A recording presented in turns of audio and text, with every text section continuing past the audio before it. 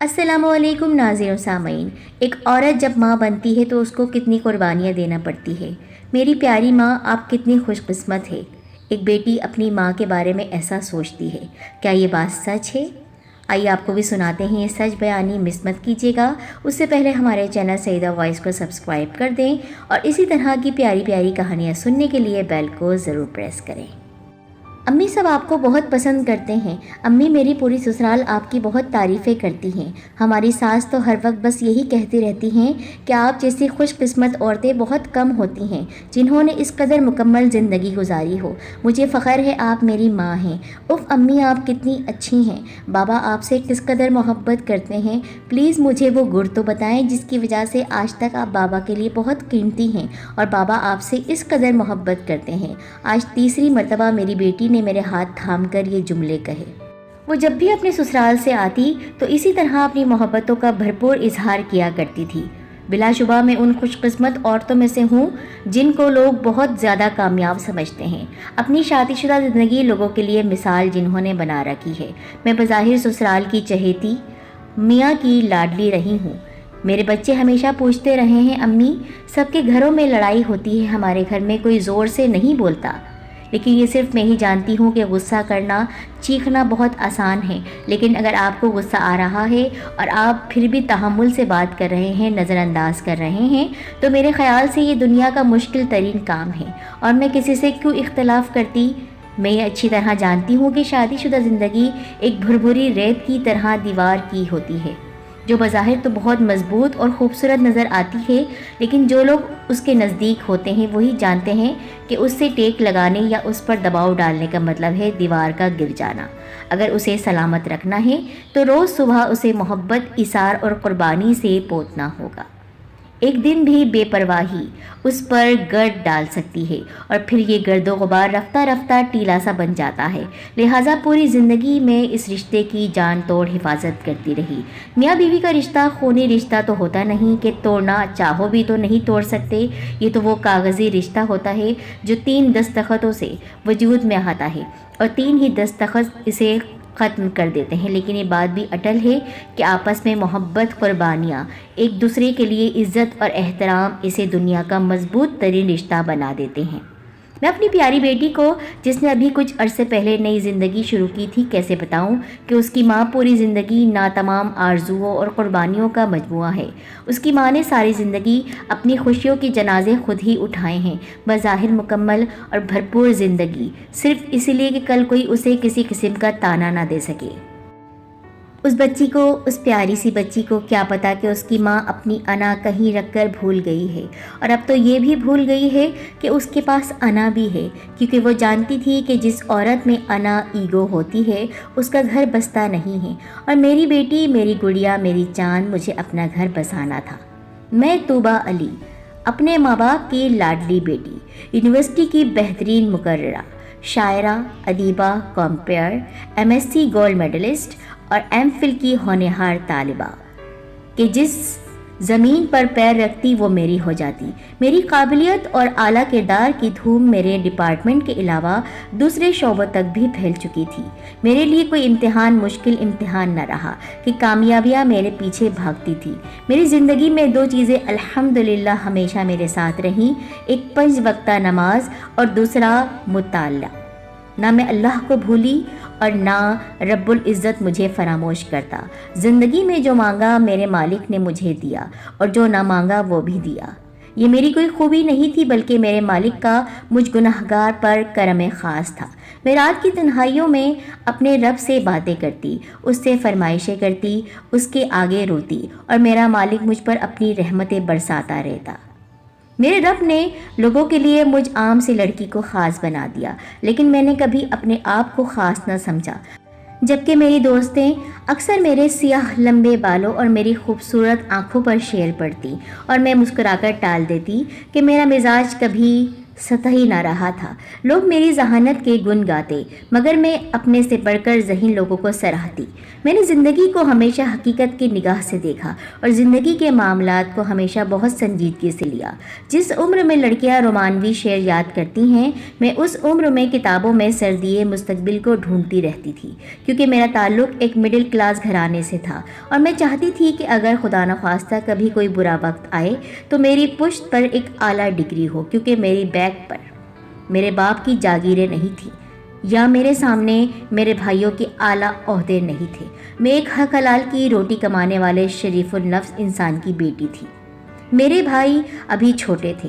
میں زندگی میں بہت کچھ نہیں بلکہ تھوڑا بہت ضرور مانگتی تھی، لیکن ضروری نہیں کہ شطرنج کے سارے مہرے آپ اپنی مرضی سے چلیں۔ بعض اوقات بازی وہاں مات ہوتی ہے جہاں آپ جیتنے والے ہوں۔ میرے والدین کی اچانک وفات نے میری زندگی کا رخ ہی موڑ دیا۔ اب میں ایک پر اعتماد لڑکی نہیں رہی تھی بلکہ ہراساں خوف زدہ بہن بن گئی تھی، اور ہم اپنی پھپھی کے پاس آ گئے اور ہمارے لیے ایک ڈھال بن گئی وہ۔ باوجود یہ کہ وہ خود ایک کمزور اور سسرال کی ستائی ہوئی عورت تھی، لیکن پھر بھی انہوں نے ہمارے برے وقت میں ہمارا ساتھ دیا۔ لیکن وہ میری عمر، میری ذہانت سے، میری قابلیت سے بہت خوفزدہ ہو گئی تھی۔ انہوں نے تیزی سے میرے لیے رشتوں کی تلاش شروع کر دی تھی۔ میرے سامنے بہت سارے مسائل تھے، میرے چھوٹے بہن بھائی، میرے باپ کی عزت، میری ماں کا رکھ رکھاؤ۔ میں ایک 22 سالہ لڑکی نہیں رہی تھی بلکہ اپنے کاندھوں پر ذمہ داریاں اٹھائے ایک 40 سالہ فکر مند مزدور بن چکی تھی۔ میں اکثر اپنے رب سے سوال کرتی کہ میری جوانی کہاں گئی، کیونکہ میرے سینے میں کبھی ایک لڑکی کا دل نہ دھڑکا۔ میرے اندر تو ایک ماں رہتی تھی، ڈری سہمی خوفزدہ اولاد کے فیوچر کے لیے فکر مند ماں۔ میں شادی سے انکاری ہو گئی، لیکن لوگوں کے طعنوں اور سوالوں نے میرے پیروں کے نیچے سے زمین کھینچ لی۔ شاید وہ وقت میری زندگی کا بدترین وقت تھا، اور پھر کاتب تقدیر نے میری تقدیر کی بساط پر ایک مہرہ اور آگے بڑھا دیا اور میری شادی ہو گئی۔ زندگی کا نیا باب کوئی خوشگوار نہیں تھا۔ میں جو ایک دکھی، پریشان اور خوفزدہ لڑکی تھی، میری باغ ڈور ایک ضدی، اصول پرست اور سخت گیر مرد کے ہاتھ میں دے دی گئی، اور اس مرحلے پر میرے وجود میں دراڑیں پڑنا شروع ہو گئی۔ لیکن اگر زندگی آپ کی اپنی مرضی کے مطابق میسر نہ ہو تو وہ اصل زندگی تو نہیں ہوئی۔ زندگی تو یہی ہے کہ آپ کی مرضی کے خلاف بھی ہو اور آپ کو خوش اسلوبی سے گزارنا ہو۔ میرے سامنے شطرنج کی بساط تھی اور کھیلنے والے سارے مہرے اپنی مرضی سے رکھ رہا تھا۔ میں خالی ہاتھ اور خالی دامن تھی، لیکن نہیں، میں خالی ہاتھ نہیں تھی۔ میرے سرٹیفکیٹ، میری ڈگریاں، میرے ایوارڈز، میرے ماں باپ کی تربیت، ان کے استعمال کا وقت آ چکا تھا، کیونکہ میں سمجھ چکی تھی کہ میں ایک مشکل شادی شدہ زندگی میں قدم رکھ چکی ہوں۔ مجھے قدم جمانے کے لیے اپنی زندگی میں اپنی زمین بھی خود ہی بچھانی ہے۔ میرے سسرال کا ہر ایک فرد منجا ہوا سیاست دان تھا، اور میرے شوہر ان کے اشاروں پر ناچنے والے کٹ پتلی۔ میں نے اپنی زبان کو فی الحال الماری میں بند کر دیا تھا۔ شاید ناممکنات سے لڑنا ہی زندگی ہے۔ میری ساس نندیں میری خوبصورتی اور ذہانت سے بہت خوفزدہ تھیں، جلتی تھیں، حسد کرتی تھیں، اور یوں میرے خلاف ایک بڑا محاذ کھل گیا۔ میری اچھائیوں کو برائیاں بنا کر پیش کیا جاتا، اور میرا سارا دن دبی دبی وضاحتیں دیتے اور معافیاں مانگتے ہی گزر جاتا۔ میرے پاس کوئی کاندھا ایسا نہیں تھا جس پر سر رکھ کر میں روتی۔ میں جانتی تھی اگر مجھے زندہ رہنا ہے تو کسی کو یہ پتہ نہیں چلنا چاہیے کہ علی کی زندگی میں اور ان کے گھر والوں کی زندگی میں میری کیا اہمیت ہے۔ میری حیثیت ان کے نزدیک کچھ نہیں تھی، اور میں نے اپنی یہ ازدواجی حیثیت سب سے چھپانے کی ٹھان لی۔ اس وقت تک میرے قدموں تلے زمین نہیں آ جاتی، تب تک علی مجھ سے کتنا ہی خفا ہوتے، میں مسکراتی رہتی، ہر ناراضی کو سہ جاتی۔ وہ دن کو رات کہتے، میں آمنن صادقن کی مصداق بنی رہتی۔ میں ہنس کر ہر وار سہ جاتی اور مزید سسرال والوں کے قریب ہونے کی کوشش کرتی۔ لوگ برا کہتے، میں اچھا کرنے کی کوشش کرتی۔ میں ان کی ہر نفرت کا جواب محبت اور سلوک سے، اچھے سلوک سے دیتی۔ میں نندوں کے بچوں کو پڑھاتی، ساس کے لیے گرم روٹی اپنے ہاتھ سے ڈالتی، بیمار نند کے سر میں تیل کی مالش کرتی، رات رات بھر اپنے شوہر کو مناتی، بہلاتی، اور پھر اف کیے بغیر ان کی جھڑکیاں کھاتی رہتی۔ وہ لوگ میرے صبر اور تحمل سے گھبرا گئے اور میرے کئی نام رکھ دیے گئے۔ کوئی مجھے سیاستدان کہتا تو کوئی چپ گھنی اور جادوگرنی کہتا، کیونکہ کم از کم شوہر صاحب اب پہلے کی طرح سب کے سامنے مجھے ذلیل نہیں کرتے۔ اور یہ جیت کی طرف میرا پہلا قدم تھا۔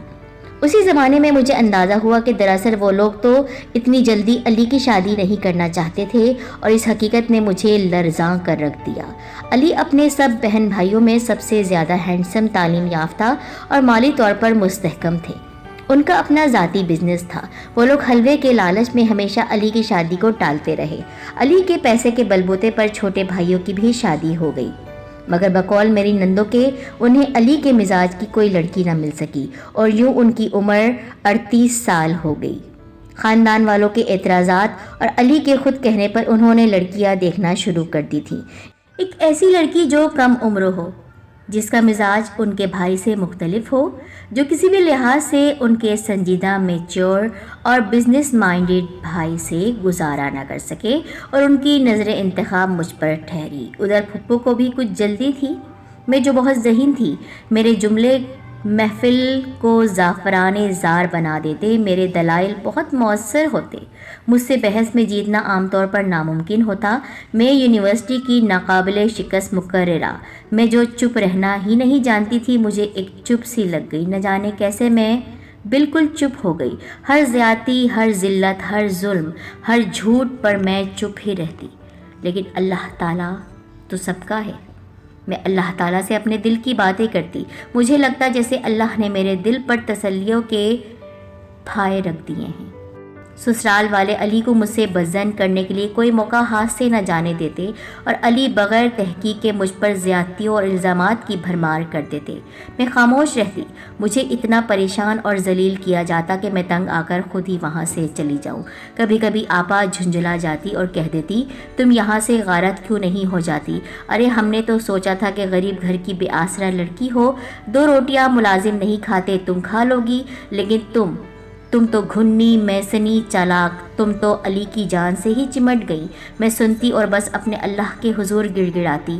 علی فطرتاً ایک اچھے انسان تھے۔ ان کا دل جیتنا مشکل ضرور تھا، ناممکن نہیں تھا۔ وہ میرے میکے نہ جاتے اور نہ ہی مجھے جانے دیتے۔ ان کے گھر والے مجھے بے عزت کرتے۔ میں کچھ نہیں مانگتی تھی، صرف اتنی عزت تو میرا حق تھا جو ایک بہو کو ملتی ہے یا ایک بیوی کو، لیکن نہ جانے کیوں میں ہمیشہ محروم ہی رہی۔ آج میرے بابو جی کی برسی تھی۔ مجھے اپنے باپ سے عشق ہے۔ صبح سے میرا دل گھبرا رہا تھا، دل چاہ رہا تھا کسی طرح اڑ کر اپنے بہن بھائیوں کے پاس پہنچ جاؤں اور اپنے بابو جی کے کمرے میں تنہا بیٹھ کر بہت روؤں۔ وہ سارے آنسو جنہوں نے میرے دل میں زخم ڈال دیے ہیں، وہ تمام شکوے جو مجھے دنیا سے ہیں، وہ تمام زیادتیاں جو لوگ مجھ پر کرتے ہیں، ان سے کہوں لیکن کیسے؟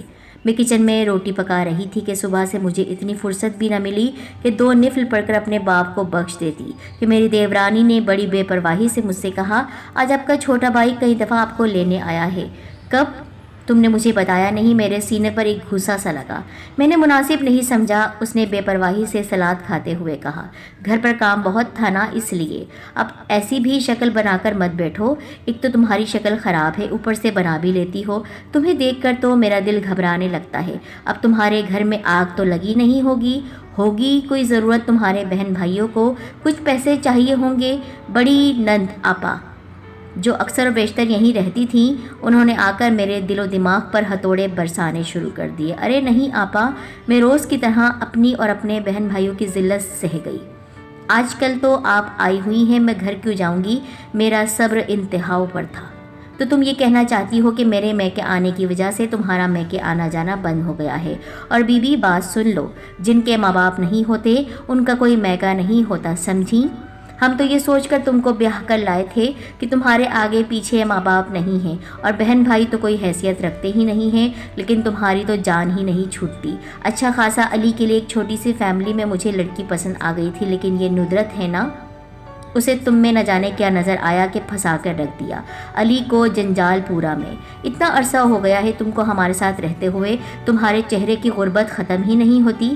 آپا نہ جانے کس بات کا غصہ نکال رہی تھی، وہ تو ویسے بھی بولتی تو خاموش نہیں ہوتی تھی، اور آج مجھے صلواتیں پڑ رہی تو پھر خاموشی۔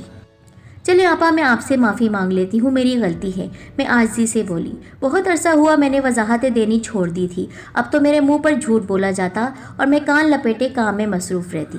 میں نے صبر کی ٹھان لی تھی، لیکن کیا صبر کرنا آسان ہے؟ صبر، اور وہ بھی ایسا صبر؟ بھابھی چائے پی لیں۔ ملازمہ میرے لیے گرما گرم چائے لیے کھڑی تھی۔ میں جو ابھی کچن سے فارغ ہو کر ٹھنڈے کمرے میں آ کر بیٹھی تھی کہ علی کو مجھ سے کوئی کام تھا کہ زہرا فرشتے کی طرح محبت سے چائے لے کر آ گئی۔ نہیں، میرا دل نہیں چاہ رہا، میں نے رسان سے منع کر دیا۔ خوف سے میرا برا حال ہو رہا تھا۔ زہرا اور میری خاطرداری؟ چھوڑو زہرا، دلہن کی آج کل طبیعت ٹھیک نہیں ہے، تم کچن دیکھو۔ آپا نے منافقت سے کہتے ہوئے زہرا کو جانے کا اشارہ کیا۔ انہیں اپنے بھائی سے ایک بڑا چیک لکھوانا تھا۔ میں ان کی ان ڈراموں کی عادی تھی۔ علی کی ہمدردی اپنی اتنی اچھی بہنوں کے ساتھ کیوں نہ ہوتی کہ میں آرام سے صوفے پر پیر اونچے کر کے بیٹھی ہوئی تھی اور ان کی چھوٹی بہن کچن میں مصروف ہے۔ واہری قسمت! لیکن اللہ جانتا ہے، اللہ تو دلوں کے بھید جانتا ہے۔ اللہ تعالیٰ ہماری منافقتیں اور ہماری چالیں سب سمجھتا ہے۔ بندہ لاکھ اپنی چالیں چلیں، جب اللہ اپنی چال چلے گا تو۔ میری بہنیں آپ کا کس قدر خیال رکھتی ہیں اور آپ کے نخرے ختم ہونے میں نہیں آتے۔ رات کو جب دکھے دل اور ٹوٹتے بدن کے ساتھ میں بستر پر آ کر لیٹی تو علی نے کتاب بند کرتے ہوئے میری طرف کروٹ بدل کر کہا، جی۔ میں نے ہولے سے کہا اور کوئی میرا اندر بڑے زور سے چیخا، ان اللہ مع الصابرین، اور چند بے آواز آنسو میرے اندر کہیں گر گئے۔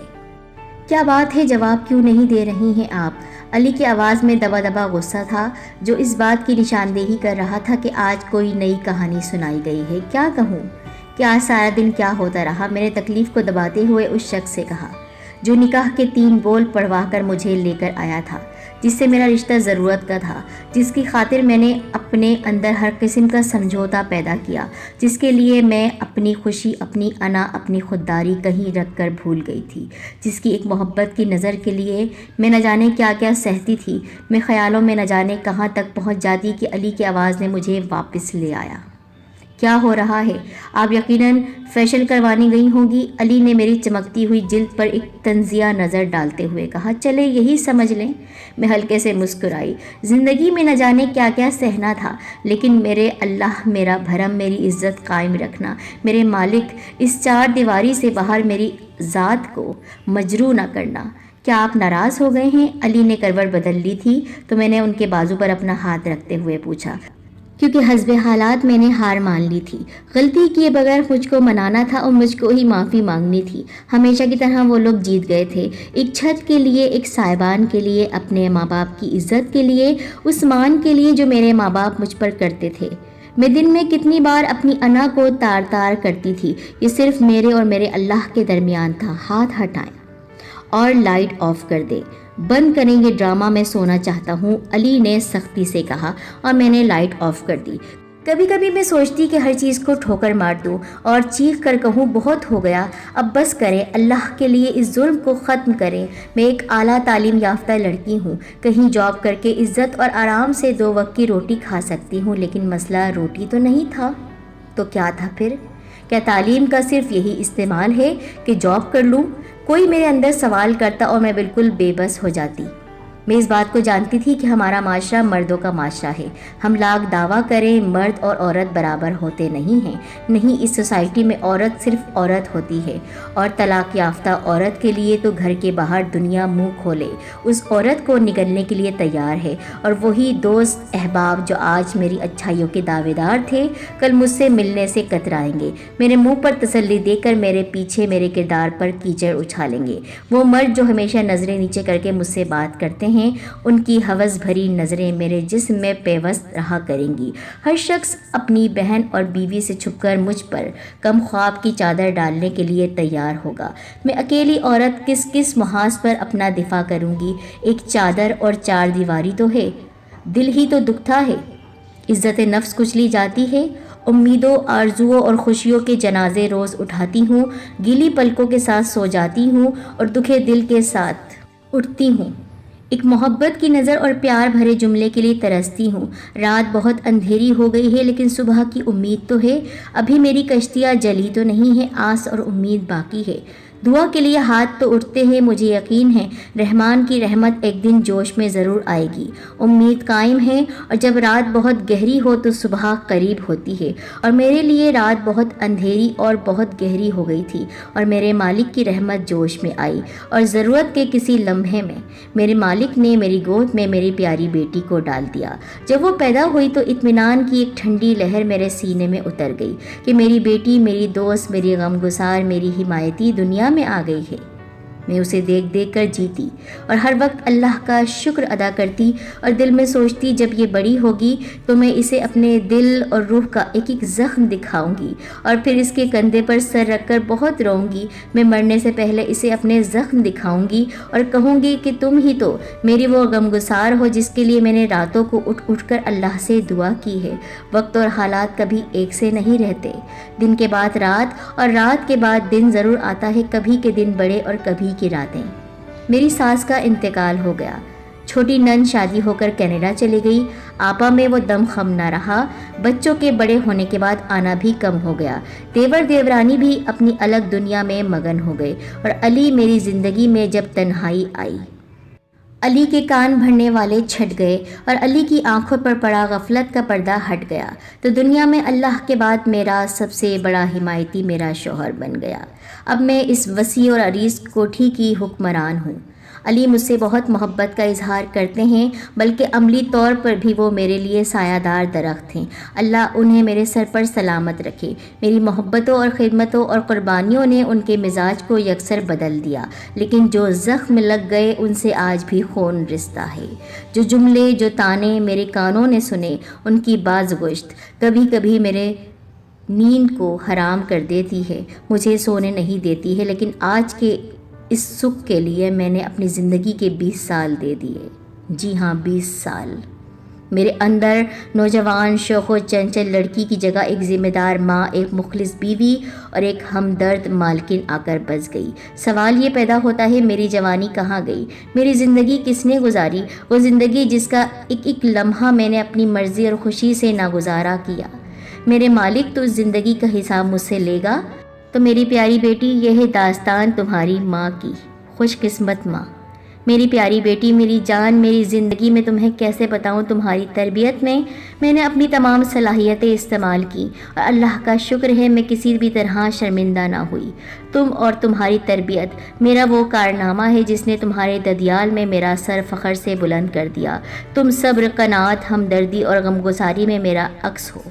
سوچا تھا ایک دن تمہارے کاندھے پر سر رکھ کر اپنے اندر جمے ہوئے سارے آنسو بہا دوں گی، بہت روؤں گی۔ مرنے سے پہلے میں رونا چاہتی ہوں۔ زندگی میں کبھی کسی نے مجھ سے یہ نہیں پوچھا میں کیا چاہتی ہوں، ہر شخص صرف یہ بتاتا رہا کہ مجھ سے وہ کیا چاہتا ہے۔ کیا تم مجھ سے پوچھو گی؟